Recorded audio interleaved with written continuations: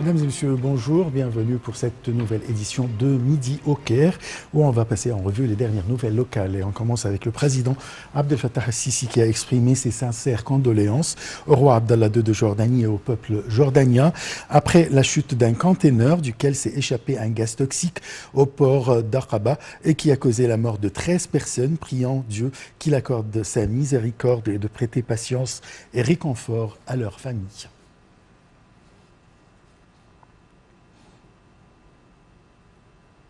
Le président Abdel Fattah el-Sisi se rend aujourd'hui au Bahreïn où il doit tenir des pourparlers avec le roi du Bahreïn, Hamad Ben Issa Al Khalifa. Le président a entamé hier une visite au sultanat d'Oman et à Bahreïn. Cette visite s'inscrit dans le cadre des liens distingués reliant l'Égypte et les pays du Golfe et de la coopération en cours avec les pays du Golfe. Un compte rendu sur la visite du président au sultanat d'Oman dans ce reportage. Dès son arrivée à Oman, le président Abdel Fattah el-Sisi a été accueilli par le sultan d'Oman, Haytham Ben Tariq, au palais El Alam El Amir, dans la capitale omanaise Masqat, où une cérémonie officielle a été organisée. Les deux hymnes nationaux ont été joués et les gardes d'honneur passés en revue. Les deux leaders ont tenu une session élargie de pourparlers en présence des délégations des deux pays. Le sultan Haytham Ben Tariq a souhaité la bienvenue au président el-Sisi, tout en soulignant les relations profondes et historiques qui relient les deux pays. Il a exprimé sa gratitude pour les efforts égyptiens en faveur des affaires omanaises, ainsi que pour la contribution de la communauté égyptienne au processus de construction et de développement à Oman dans divers domaines.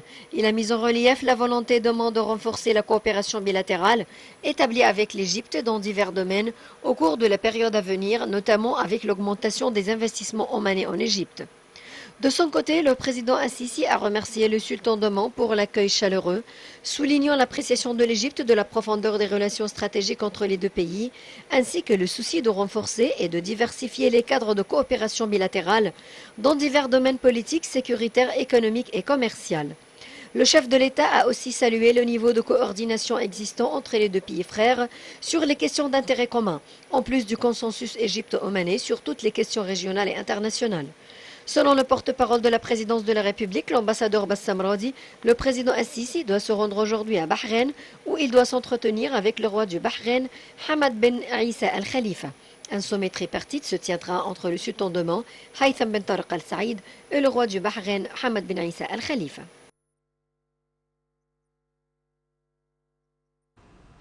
Et pour expliquer l'importance de ce voyage, nous avons le plaisir d'accueillir au bout du fil Dr Raouf Gaafar. Vous êtes expert en économie. Bonjour. Bonjour. Alors déjà, l'importance de cette visite dans le domaine économique. C'est-à-dire, ces visites viennent dans le contexte de augmenter les relations économiques entre les pays arabes et l'Égypte, d'un côté, pour augmenter les investissements des pays arabes en Égypte, qui représentent un environnement très attirant aux investissements et aux entreprises, projets, etc. Ça, c'est une chose essentielle. Mais si on va ailleurs de l'économie, c'est important. Nous avons remarqué dernièrement des rencontres, une après l'autre, entre notre président et des rois, des émirs, des chefs d'État de toute la région arabe. Et maintenant, voilà, il paye une visite à deux pays assez importants, très importants, je veux dire, et justement pour essayer de créer un front solide vis-à-vis les défis et les crises qui se présentent.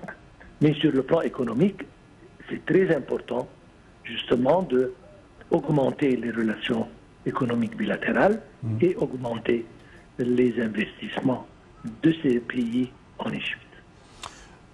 Tout à fait. Alors, si on parle des échanges économiques entre l'Égypte et le sultanat d'Oman et l'Égypte et le Bahreïn.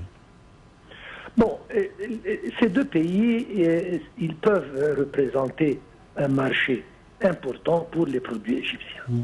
Nous avons maintenant une base industrielle importante, grande. Certainement, tous les investisseurs, particulièrement arabes, sont les bienvenus pour venir prendre part dans les différentes industries, etc. Mais en principe, ces pays représentent, comme je viens de dire, un marché important pour beaucoup de produits égyptiens. Et c'est ça la raison pourquoi, d'un côté, nous augmentons nos exports pour eux, et de l'autre côté, ils augmentent leur investissement qui vise justement à améliorer leurs relations, dans tous les cas. Docteur Raouf Ghaffar, je vous remercie beaucoup. Je rappelle que vous êtes expert en économie. Merci beaucoup.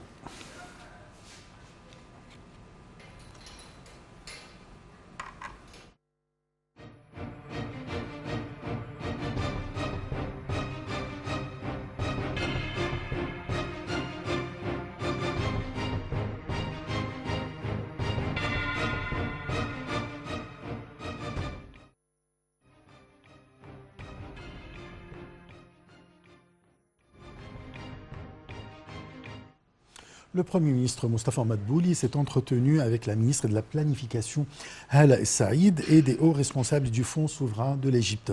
Lors de l'entretien, Madbouli a fait le suivi des projets d'investissement qui relèvent du Fonds souverain de l'Égypte.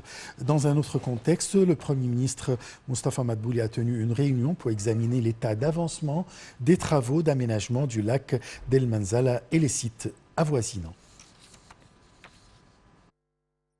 Le Premier ministre Moustapha Madbouli s'est entretenu avec la ministre de la Planification Hala Saïd et des hauts responsables du Fonds souverain de l'Égypte. Lors de l'entretien, Madbouli a fait le suivi des projets d'investissement qui relèvent du Fonds souverain de l'Égypte. Hala Saïd a présenté le plan du Fonds souverain de l'Égypte visant à encourager l'afflux des investissements étrangers vers le marché égyptien. Selon elle, ce plan est basé sur plusieurs axes exécutifs visant à attirer plus de 10 milliards au cours d'un an. Al-Saïd a par ailleurs passé en revue les différents domaines de coopération bilatérale avec les fonds arabes ou souverains. Dans un autre contexte, le Premier ministre Dr Moustapha Madbouli a tenu une réunion pour examiner l'état d'avancement des travaux d'aménagement du lac d'El Manzala et les sites avoisinants. Madbouli a passé en revue les projets proposés pour tirer profit du lac Al-Manzala afin de développer sa richesse piscicole. Les discussions se sont articulées autour du développement des ports et la création de nouvelles agglomérations urbaines et touristiques dans le cadre du plan de l'État pour le développement durable.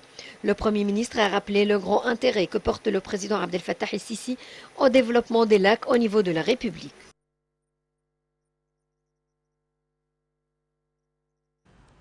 Le Premier ministre Moustapha Madbouli a jugé important la tenue de la conférence des parties à la Convention cadre des Nations Unies sur le changement climatique, la COP 27, sur fond des conditions mondiales exceptionnelles actuelles. Cette conférence a une grande importance, notamment après la tenue du sommet de Glasgow sur le climat, durant lequel des engagements ont été publiés afin de réduire les effets négatifs des émissions de carbone. Selon Dr Madbouli, qui s'est exprimé lors d'une réunion tenue avec nombre de présidents et de responsables des banques et des entreprises nationales pour participer à la COP 27.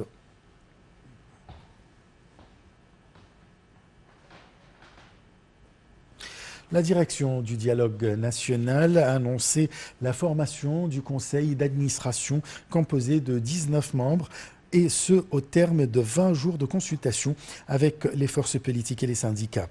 La direction du dialogue national a affirmé que la nomination des membres du conseil d'administration reflète une participation efficace diversifiée des différentes visions nationales, expertise technique et professionnelle pour assurer des conclusions positives en faveur du citoyen. Les examens du bac égyptien pour l'année 2021-2022 ont commencé dimanche dans tous les gouvernorats à travers la République. 708 000 étudiants ont passé dimanche l'examen de la langue arabe et de religion. Les examens se poursuivront jusqu'au 29 juin. Des mesures de sécurité renforcées ont été prises pour garantir le bon déroulement des examens.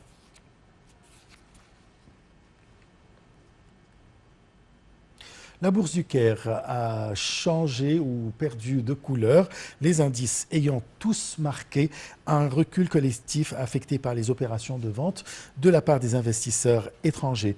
L'indice principal, EGX 30, a chuté de plus de 1% sous le seuil de 9 338 points. Les indices secondaires, EGX 70 et EGX 100, ont également dégringolé de 0,8 et 1%.